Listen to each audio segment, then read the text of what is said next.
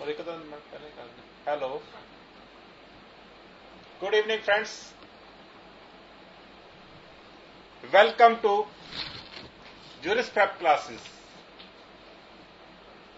हम क्या कर रहे हैं? हम कर रहे हैं Indian evidence act and our topic is res gestae. Today we are going to discuss what is res gestae. Res gestae word you will not find in Indian Evidence Act. Res gestae क्या है? एक Latin phrase है जिसका meaning है things done. res gestae क्या है? इसका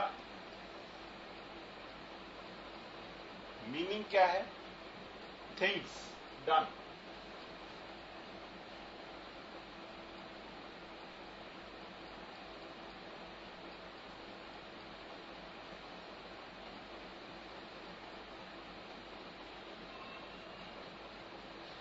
इसको अगर प्रॉपर ट्रांसलेट करें हम तो इसका मीनिंग क्या होगा? थिंग्स डन और स्पोकन।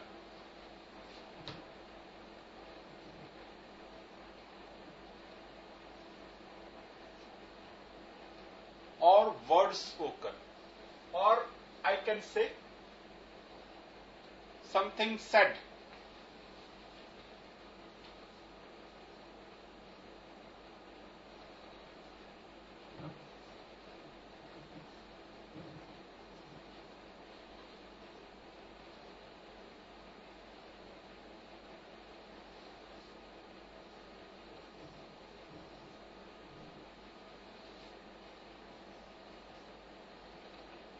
res gestae का क्या है?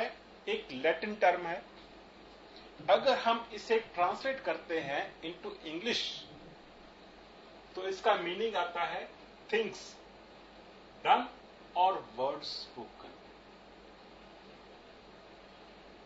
मैं इस बात को सरल भाषा में आपको समझाता हूं, सिंपल लैंग्वेज में आपको बताता हूं।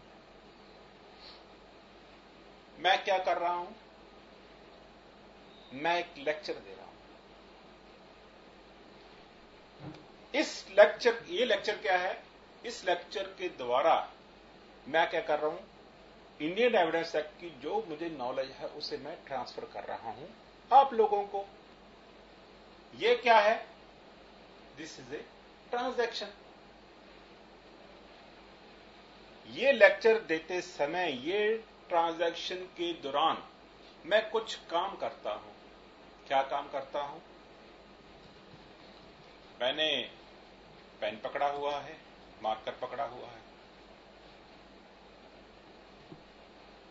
मैं इस मार्कर के साथ यहां पर कुछ वर्ड्स लिख रहा हूं। मैं क्या काम कर रहा हूं? मैंने मार्कर पकड़ा हुआ है, इस मार्कर से मैंने यहां पर कुछ लिख रहा हूं। मेरे पास डस्टर है, इस डस्टर के साथ मैं इन वर्ड्स को मिटा भी रहा हूं। These are the things done during my lecture. और इसी लेक्चर के दौरान मैं क्या कर रहा हूं? मैं कुछ शब्द बोल रहा हूं।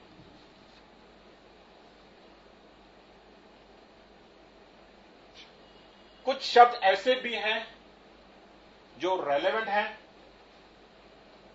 कुछ वर्ड्स ऐसे भी हैं जो रेलेवेंट नहीं है।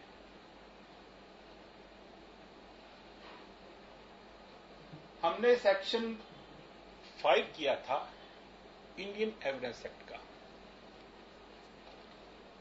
इंडियन एविडेंस एक्ट का सेक्शन 5 क्या कहता है?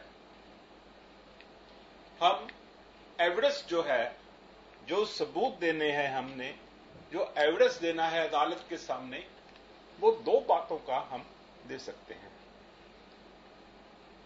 नंबर 1 जो है वो रेलेवेंट फैक्ट होना चाहिए।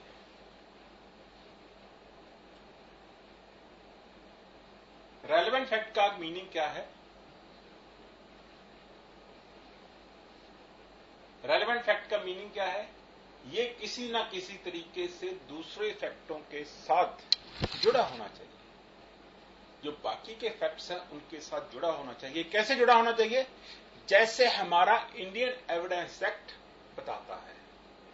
सेक्शन 5 से लेके 55 तक 55 फ्रॉम 5 to 55 जो हमें बताता है कि इस तरीके से ये एक फैक्ट दूसरे फैक्ट से जुड़ा होगा, दूसरे के फैक्ट के साथ कनेक्टेड होगा।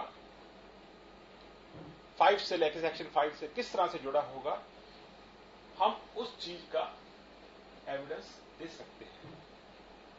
नंबर 1। नंबर 2, हम जो एविडेंस दे सकते हैं वो दे सकते हैं फैक्ट इन इशू का।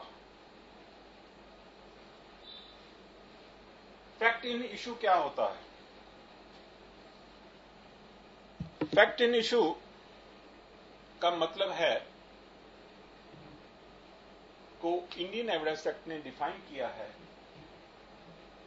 कोई ऐसा फैक्ट, कोई ऐसा तथ्य जो अपने आप में या किसी और तथ्यों के साथ मिलकर, किसी और फैक्टों के साथ मिलकर किसी फैक्ट की एग्जिस्टेंस, किसी फैक्ट की एग्जिस्टेंस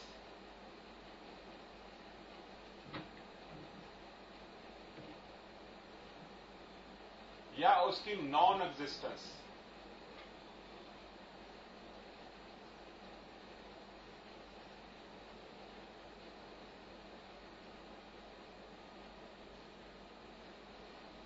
किसी राइट, लायबिलिटी या डिसेबिलिटी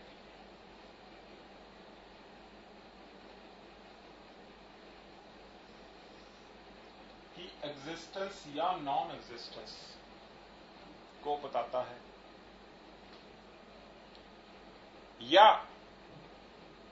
इसकी नेचर क्या है, इस राइट, लायबिलिटी, डिसेबिलिटी की नेचर क्या है,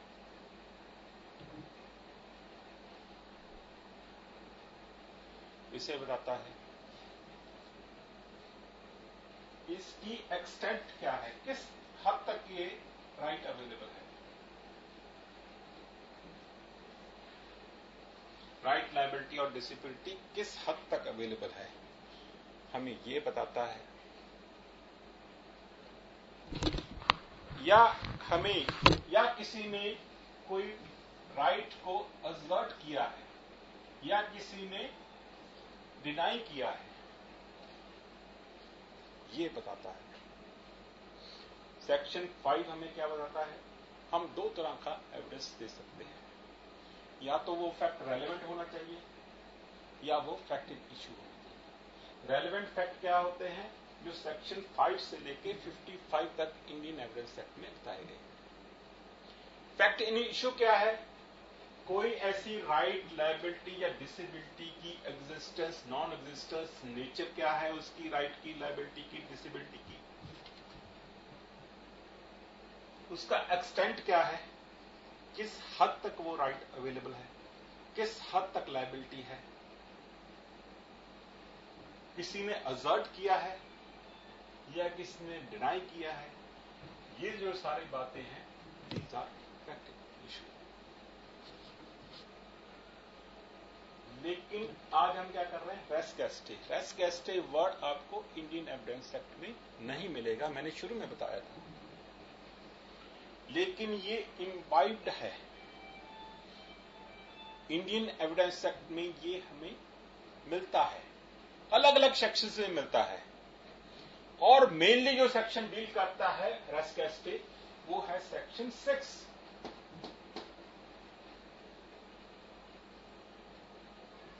रेस कैस्टे हमें किन किन सेक्शन से मिलता है?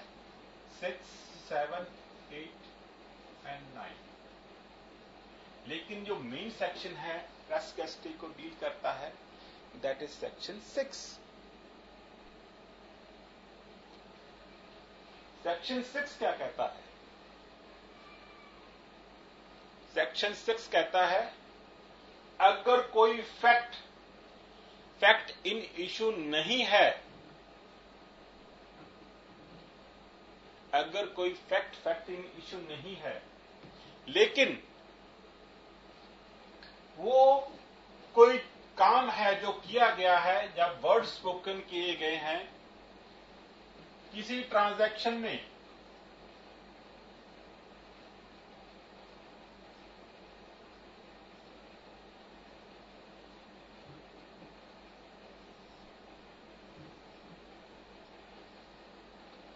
रेस्केस्टे क्या है? थिंग्स डन और word spoken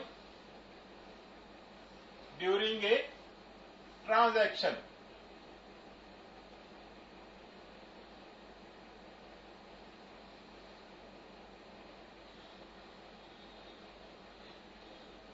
will be relevant. क्या होगा? Will be relevant. ये रेलेवेंट हो जाएगा।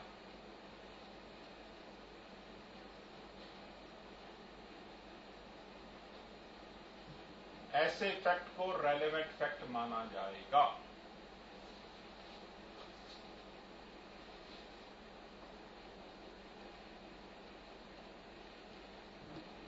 मैंने शुरू में क्या कहा था? मैं क्या कर रहा हूं? मैं आपको लेक्चर दे रहा हूं। इस लेक्चर के दौरान मैं कुछ काम कर रहा हूं, मैं मार्कर्स के साथ इस पर कुछ लिख रहा हूं। ये लेक्चर दे रहा है, ये क्या है? एक ट्रांजैक्शन है। इस ट्रांजैक्शन में मैं क्या कर रहा हूं? कुछ काम कर रहा हूं, मैं मार्कर से कुछ लिख रहा हूं, मैं डस्टर से कुछ चीजों को रिमूव कर रहा हूं, मिटा रहा हूं, अरेंज कर रहा हूं। इसी ट्रांजैक्शन के दौरान मैं कुछ वर्ड्स बोल रहा हूं, कुछ कह रहा हूं। हो सकता है ये वर्ड्स जो है फैक्ट इन इशू ना हो। फैक्ट इन इशू क्या है? लेक्चर देना इंडियन एविडेंस पर, रेस्केस्टे समझाना, ये है फैक्ट इन इशू। हमें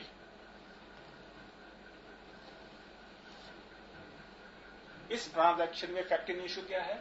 मैं आपको रेस्केस्टे समझाना है, लेकिन इस समझाने के दौरान, इस सारी क्रिया के दौरान मैं कुछ चीजें लिख रहा हूं जो फैक्ट इन इशू नहीं है, कुछ एग्जाम्पल्स दे रहा हूं जो फैक्ट इन इशू नहीं है। क्यों? आपको समझाने के लिए। अगर कोई फैक्ट अकेला किसी को बताओगे, सिंपल मेयर वर्ड्स बताओगे, शब्द बताएगा, किसी को समझ नहीं आएगा। जब तक उस फैक्ट के आजू बाजू की चीजें, उस फैक्ट के जो है सराउंडिंग सर्कमस्टांसेस है, उनको आप नहीं बताओगे तो किसी को समझ में नहीं आएगा। कुछ चीजें एक्स्ट्रा बतानी पड़ती हैं जो फैक्ट इशू नहीं है, वो भी बतानी पड़ती हैं, फिर ही वो fact समझाएगा।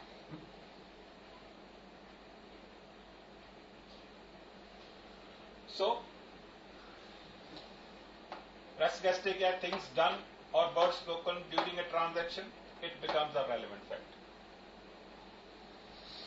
As far as the things done is concern, ये कोई ज्यादा प्रॉब्लम क्रिएट नहीं करता है। एक ट्रांजैक्शन में कुछ काम हुए, कुछ चीजें हुई, वो हमें आसानी से पता चल जाती है। लेकिन वर्ड स्पोकन जो हैं, ये कई बार प्रॉब्लम क्रिएट करते हैं। क्यों प्रॉब्लम क्रिएट करते हैं? क्योंकि हम जब पढ़ेंगे सेक्शन 60 इंडियन एविडेंस एक्ट का, section 60 of Indian evidence act, उसमें हम क्या पढ़ेंगे? Oral evidence. ओरल एविडेंस कैसा होना चाहिए? ओरल एविडेंस डायरेक्ट होना चाहिए। डायरेक्ट का मतलब क्या है? अगर कोई ऐसा फैक्ट है जिसे देखा जा सकता है, अगर कोई फैक्ट ऐसा है जिसे हमने कोर्ट के सामने लाना है, उसे देखा जा सकता है, तो कौन आके एविडेंस देगा? जिसने वो फैक्ट को देखा है। अगर कोई फैक्ट ऐसा है जिसे सुना जा सकता है, तो कोर्ट के सामने ऐसे फैक्ट का एविडेंस कौन देगा? जिसने वो फैक्ट को सुना है। अगर कोई फैक्ट ऐसा है जिसे परसीव किया जा सकता है, परसीव क्या होता है? महसूस करना।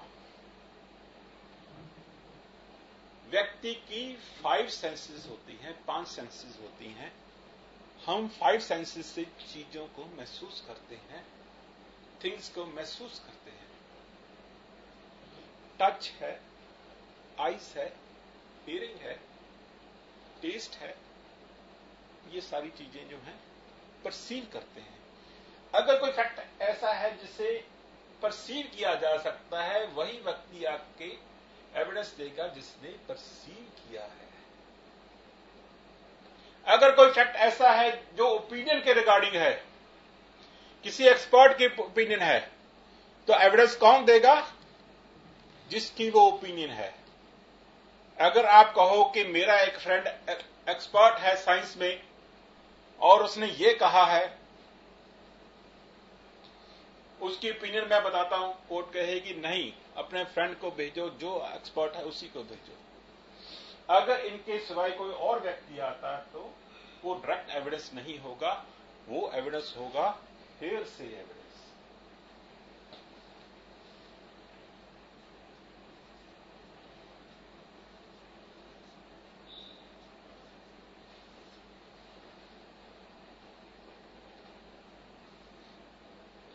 मैंने आपसे क्या कहा था?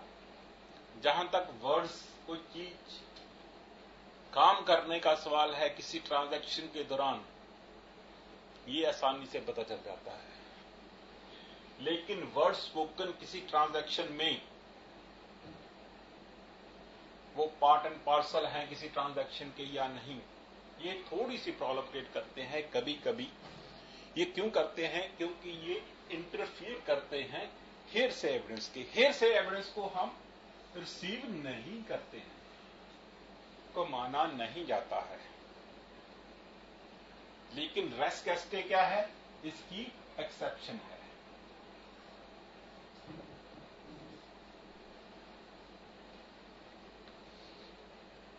रेस कैस्टे क्या है? हेयरसे एविडेंस की एक्सेप्शन है। मैं आपको समझाऊंगा कैसे है, लेकिन उससे पहले कुछ चीजें हम और कर लेते हैं।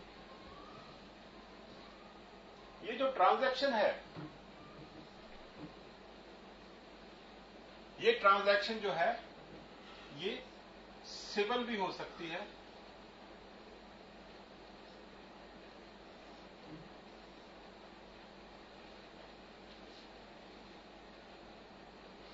ये ट्रांजैक्शन जो है क्रिमिनल ट्रांजैक्शन की हो सकती है।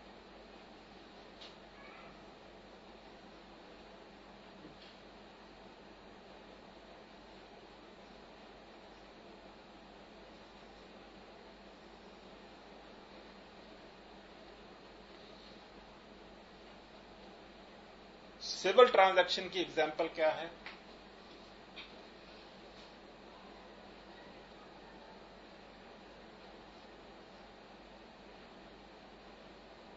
एक पर्सन है, इसने 20 से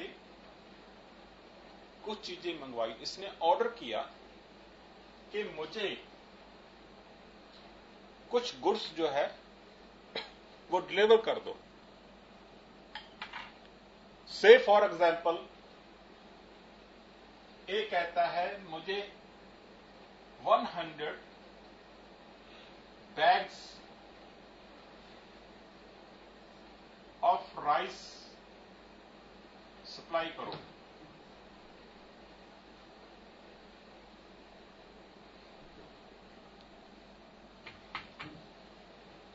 बी के पास ऑप्शन है, ये जो बैग्स हैं इनको एक बार में भी भेज सकता है और अलग अलग समय और अलग अलग जगह से भी भेज सकता है। ये जो सामान भेजेगा बी ए को और ए ने मंगवाया है, this is transaction, this is civil transaction. इस ट्रांजैक्शन के दौरान कई बातें, कई चीजें होंगी, वो सारी जो है अगर वो part and parcel of the transaction है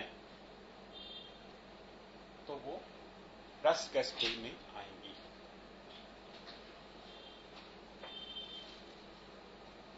क्रिमिनल ट्रांजैक्शन का एग्जाम्पल,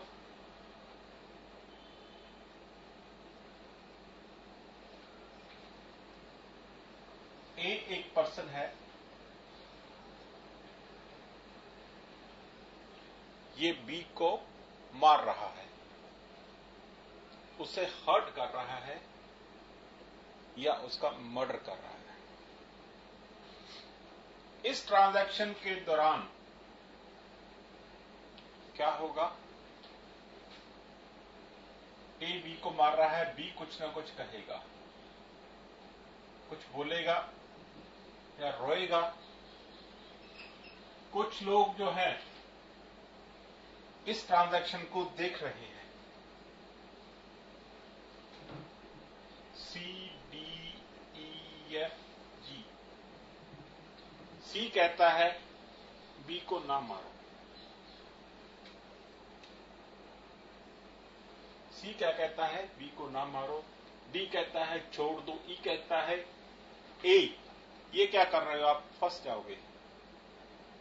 एफ कुछ और कहता है। ये जो सारी बातें हैं इस ट्रांजैक्शन के दौरान हुई है। ये कैसी ट्रांजैक्शन है? ये क्रिमिनल ट्रांजैक्शन है। ये क्रिमिनल ट्रांजैक्शन की एग्जांपल है। ऐसे ही अगर ए बी पर एक सूट फाइल करता है ऑन द बेसिस ऑफ, उस क्या कहता है कि इसने लेटर्स लिखे थे मुझे, उन लेटर्स में 2 लेटर्स ऐसे हैं जिसने इसने मेरे बारे में फॉल्स इंपुटेशंस लगाई हैं, लाइबल लगाई है, डेफेमेशन की है मेरी in the form of writing.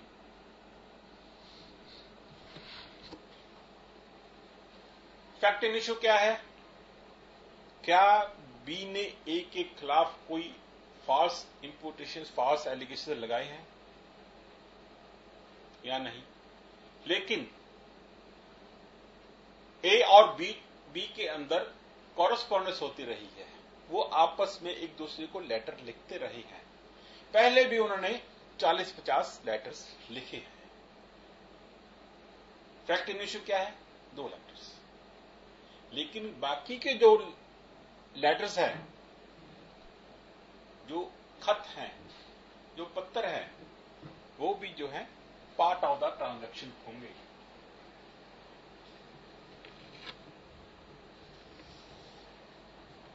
Criminal transactions की एग्जांपल जितनी मर्जी दे लो। किसी एक व्यक्ति के ऊपर केस चलाया गया कि उसने कहा कॉन्स्पिरेसी की है गवर्नमेंट को ओवरथ्रो करने के लिए। उसने क्या किया? फंड्स कलेक्ट किए एट कलकत्ता, उसने आर्म्स एंड अम्युनिशन कलेक्ट किए एट चेन्नई, उसने ट्रेनिंग कहां पर दी? बंबई में। क्रिमिनल ट्रांजैक्शन है, काम अलग अलग जगह पर हुआ है और टाइम भी अलग अलग था। ये जो है सारी क्रिमिनल ट्रांजैक्शन की है।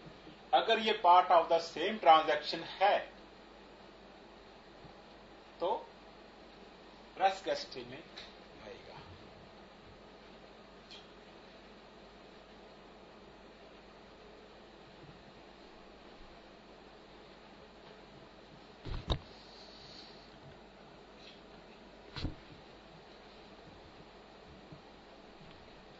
ये इसे रेलेवेंट क्यों बनाया गया है रेस कैस्ट्री को?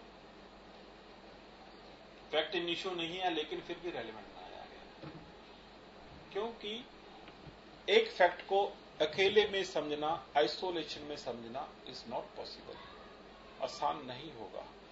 जब वो दूसरे फैक्ट्स के साथ मिलकर समझा जाएगा तो वो हमें आसान लगेगा।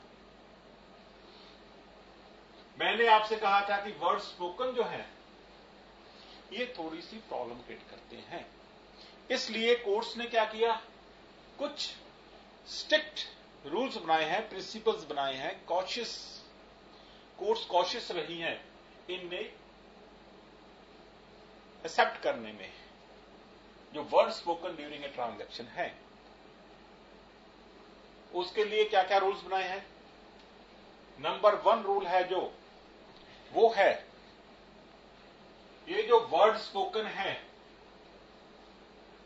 ये ट्रांजैक्शन नंबर 1 ट्रांजैक्शन के दौरान बोले जाने चाहिए। नंबर 2 ये सून बिफोर ट्रांजैक्शन बोले जाने चाहिए या सून आफ्टर द ट्रांजैक्शन।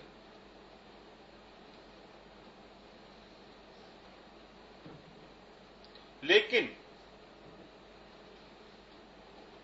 दोनों में कोई ना कोई लिंक होना चाहिए, दोनों में कोई ना कोई कनेक्शन होना चाहिए।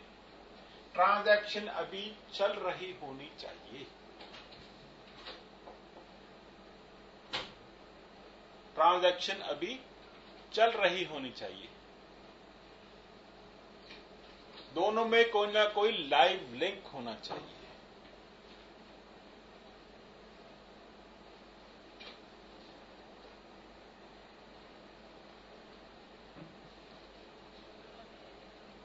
ये part of the same transaction होना चाहिए। ये इंसिडेंट के साथ ही चल रही होनी चाहिए।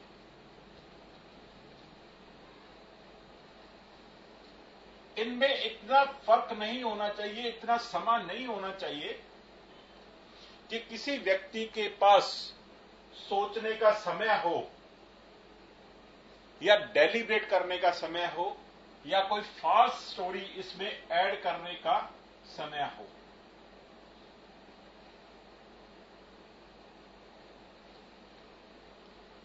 अगर ये है पार्ट ऑफ ट्रांजैक्शन है, उसके पास सोचने का कोई समय नहीं है, उसके पास कोई फॉल्स स्टोरी को ऐड करने का समय नहीं है, तो ये वर्ड्स जो हैं part of the same transaction ही कहलाएंगे। दूसरे शब्दों में अगर मैं कहूं, जो इवेंट हुआ है, जो काम हुआ है, जो फैक्ट्स हैं, वो पर्सन के थ्रू बोले। पर्सन इवेंट के बारे में ना बोले। अगर पर्सन इवेंट के बारे में बोलेगा तो वो रेस गेस्टे नहीं होगा। अगर वर्ड्स जो है व्यक्ति के द्वारा बोल रहे हैं, व्यक्ति के थ्रू बोल रहे हैं, इवेंट जो है, जो काम हुआ है, जो एक्सीडेंट हुआ है, जो इंसिडेंट हुआ है, व्यक्ति के थ्रू बोल रहा है, तो वो रेस गेस्टे होगा। मैं आपको एग्जांपल देता हूं। मान लीजिए, let us take an example. मान लीजिए एक पर्सन है, वो दूसरे पर्सन के नाइफ चाकू लगा रहा है। क्या होगा? यहां से ब्लड आएगा। यहां से ब्लड आना और जिस व्यक्ति के चाकू लगाया जा रहा है, चोट लगाई जा रही है, वो कुछ बोलेगा, वो शोर बचाएगा। किस बात के लिए? हेल्प के लिए। मुझे ना मारो, मुझे इंजरी ना कॉज करो, मुझे छोड़ दो। वर्ड्स क्या है? ट्रांजैक्शन उसके व्यक्ति के थ्रू बोल रही है। ये जो वर्ड्स हैं ये भी part of the same transaction है। ये भी उतने ही रेलेवेंट है जितना यहां से खून का बाहर आना। खून का बाहर आना फिजिकल एक्ट है। जो वर्ड्स हैं उस व्यक्ति के उस इंजरी को डिफाइन करते हैं, उसे पेन जो हो रहा है वो भी उतनी ही रेलेवेंट है। अगर ऐसा है तो ये रेस गेस्टे है। अगर नहीं है, अगर कोई व्यक्ति किसी इंसिडेंट्स के बारे में बता रहा है तो ये रेलेवेंट नहीं होगा। इसे और समझाने के लिए मैं आपको कुछ judgments examples. Number 1, Ratan versus the queen.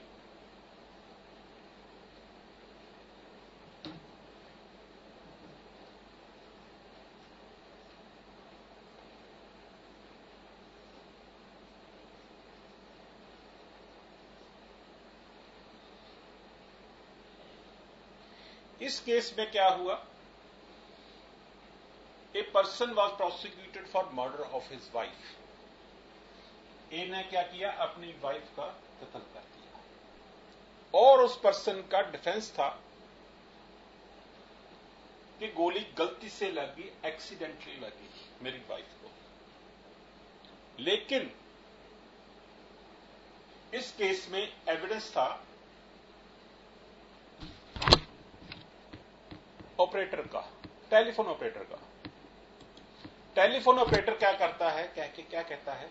Court के सामने आके कहता है कि मुझे फोन आया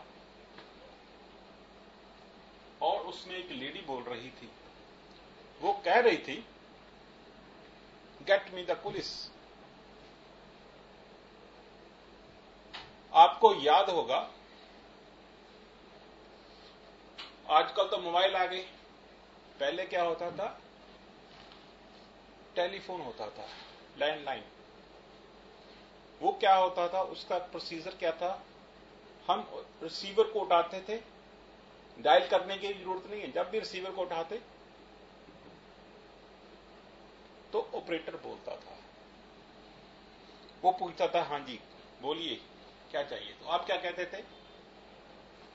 मुझे बॉम्बे बात करनी है, phone number so and so पर। वो टेलीफोन ऑपरेटर क्या करता था?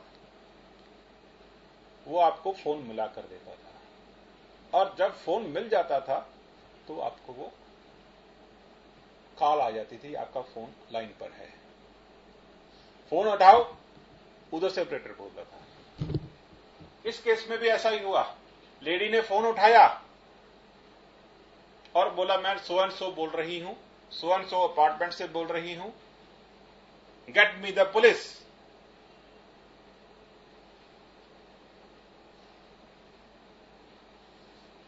क्या ये पार्ट ऑफ द ट्रांजैक्शन है? हाँ है, क्योंकि ये ट्रांजैक्शन चल रही थी। जब तक पुलिस वहां पर पहुंचती, उसके अपार्टमेंट में पहुंचती, उसके घर में पहुंचती, उस लेडी की डेथ हो चुकी थी। और एक बात और कोर्ट ने कही, अगर ये एक्सीडेंट होता तो लेडी ने फोन क्या करना था? क्या वर्ड यूज करने थे? Get me the doctor please. वो पुलिस को नहीं बुलाती थी। पुलिस को बुलाना इटसेल्फ बताता है कि कुछ गलत चल रहा था। रतन वर्सेस द क्वीन। इस एग्जाम्पल में एक प्रॉब्लम है, समस्या है। ये एग्जाम्पल है बाहर की, इंग्लैंड की। हम कहां पर रहते हैं? हम रहते हैं इंडिया में। और इंडिया में कौन सा एक्ट लागू होता है? Indian evidence act. जब हम सेक्शन 32 करते हैं, डाइंग डिक्लेरेशन करते हैं,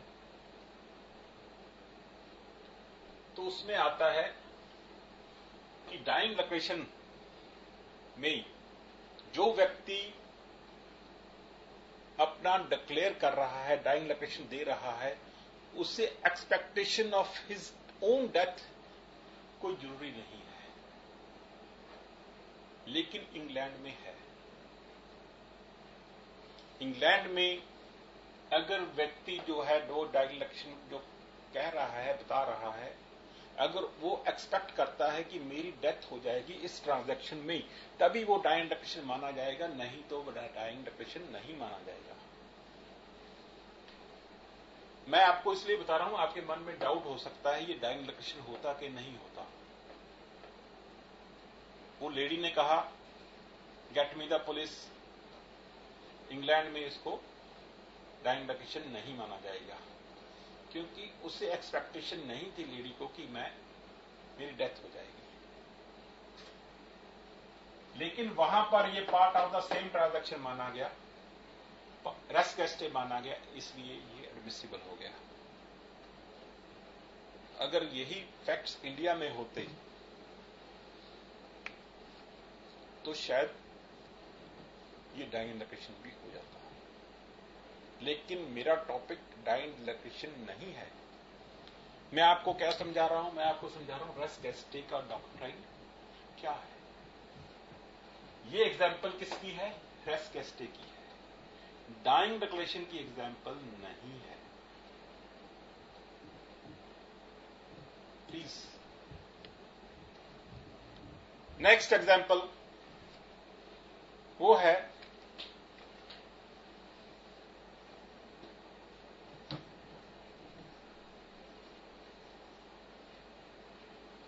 मिलने वर्सेस लेसनर।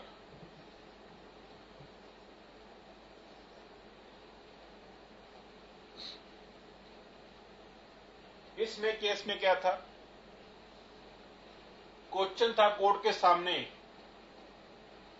कि जो कॉन्ट्रैक्ट किया है एक पर्सन ने दूसरे पर्सन के साथ, वो पर्सनल कैपेसिटी में किया है या एज एन एजेंट किया है। आपको याद होगा जब हमने इंडियन कॉन्ट्रैक्ट एक्ट किया था तो सेक्शन 230 में एजेंट पर्सनली लायबल नहीं होता। एजेंट तभी लायबल होगा अगर उसने डिस्क्लोज नहीं किया मेरा प्रिंसिपल कौन है। वो अपने नाम में पर्सनल कैपेसिटी में कॉन्ट्रैक्ट करता है तो ही लायबल होगा। कोर्ट के सामने क्या था? क्वेश्चन था कि जो कॉन्ट्रैक्ट हुआ है ये पर्सनल कैपेसिटी में हुआ है या एजेंट के। इस केस में जितने भी लेटर्स लिखे गए एक पर्सन ने दूसरे पर्सन को या कॉन्ट्रैक्ट करने से पहले जो इंक्वायरी की उसने कि ये प्रिंसिपल कौन है, आप एजेंट हो और आप ब्रोकर तो नहीं हो, आप क्या हो, किस कैपेसिटी में कर रहे हो, ये सारी चीजें जो है इस केस में रेलेवेंट मानी गई। इन सभी चीजों को part of the same transaction माना गया। एक और केस है आर वर्सेस बडिंगफील्ड।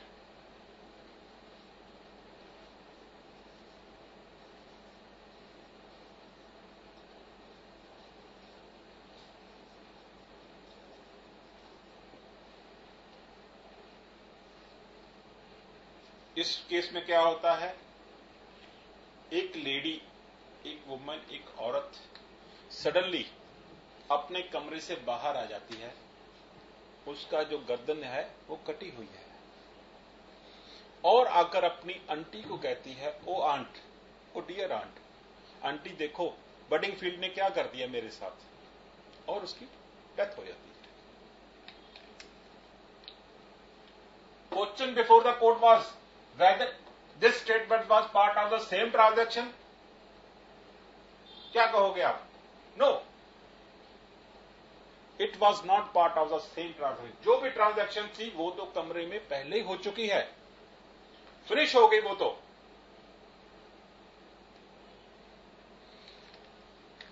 इसमें वो लड़की जो है, वो औरत जो है, वो क्या कर रही है? पास्ट इवेंट्स को बता रही है जो ट्रांजैक्शन हो चुकी है, रूम में हो चुकी है। गर्दन काटने वाली ट्रांजैक्शन जो है रूम में हो चुकी है। इसमें रेस गेस्टे को, इस स्टेटमेंट को रेस गेस्टे नहीं माना गया। Fourth, R versus Christie.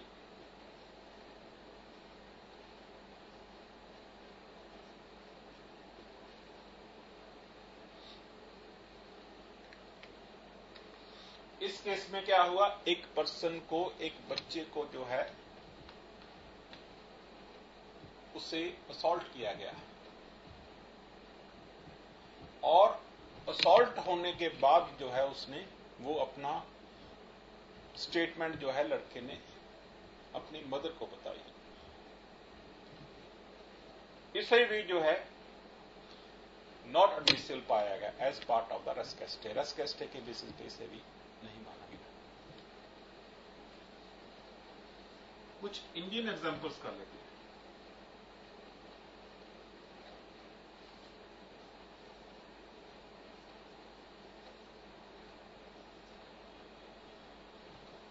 Ratan Singh versus state of Himachal प्रदेश।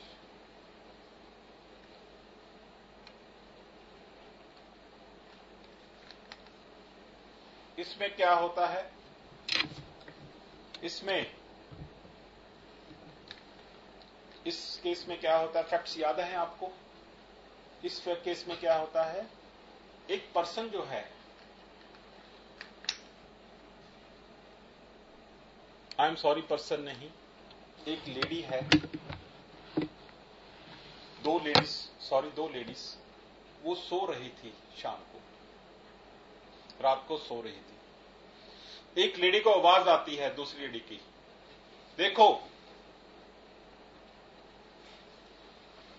देखो मिस्टर रतन सिंह क्या कर रहा है, मुझे मार रहा है। जब तक वो इतनी बात कहती उसे गोली लगा दी।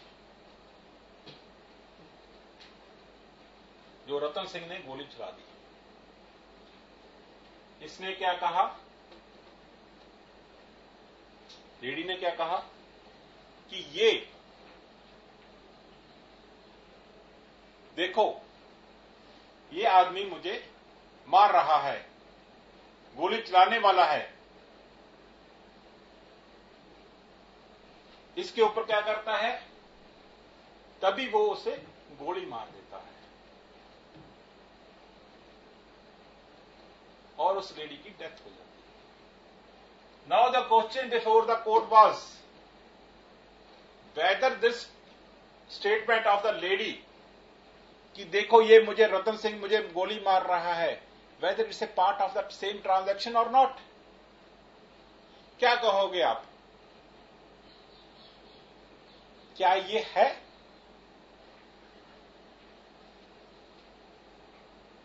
आप बताओ, आप दो आंसर, क्या है इसका आंसर?